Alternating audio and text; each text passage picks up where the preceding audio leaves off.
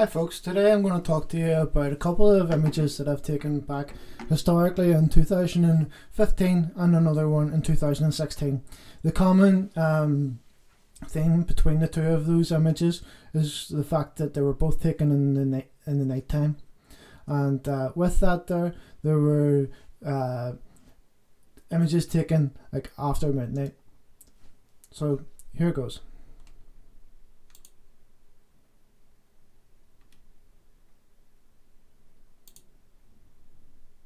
So this first image is of Ballycopeland Windmill, and that there was taken during the Perseids 2015 meteor storm. At this time, whenever I click over on this section here, you can see that there's a shooting star there. It shows up on the large prints, and the contrast on whatever screen you're using may have a difference on it. One of the things that I don't like about this particular image, and what I would actually go back for to reshoot it, would be the fact of the way that the evening light glare from the detail here and over here from the noise, from the light pollution of the surroundings. So you can see here that the stars are out, and the detail on the stars is pretty decent. The settings for this here image were that it was taken on the Canon 7D Mark II, and that was what I was shooting with back then, with a 17-50 Sigma 2.8 lens. It was shot at the 2.8 with the wide open spot of the 17mm.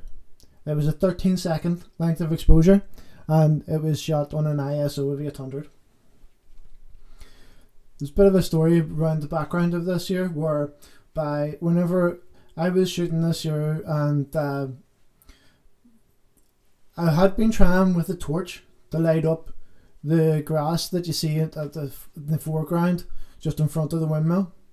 And then by fluke, without any arrangements or anything, a tractor came along with its full beam on, and as you can see, lit up the grass and the crops that were in the field in front of the windmill. This is Ballycopeland Windmill in Malaya. The next image that you're seeing here is one of Ballycastle, the shoreline of Ballycastle. Chose to put this rock in the front of it, just to give a foreground interest, and then this is a long exposure. The time that this was taken at is at 2:15 in the morning of the 8th of March 2016, and whenever I was out that night, I remember that I had hoped that the Aurora Borealis was going to be viewable on that evening. There were other spottings, and other photographers successfully got the images with the Aurora. However, I was too late.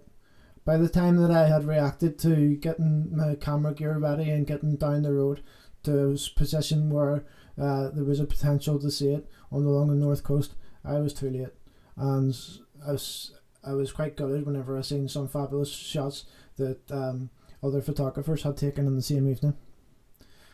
This particular one here, you can see the waves are captured in such a slow motion. There's a 25-second exposure. It's taken with the same lens, the 17-50 2.8 lens, and taken at 2.8 on the 17 wide angle. The ISO that it shows for this year's shot, however, was 1600 ISO. Letting me have that longer exposure in the 25 seconds. So those are some night shots that I have chosen for tonight. And the reason why that is because of the way that tonight there's a forecast of that there's going to be a meteor storm that we have the potential to see in around the time of between 3 o'clock and 4 o'clock.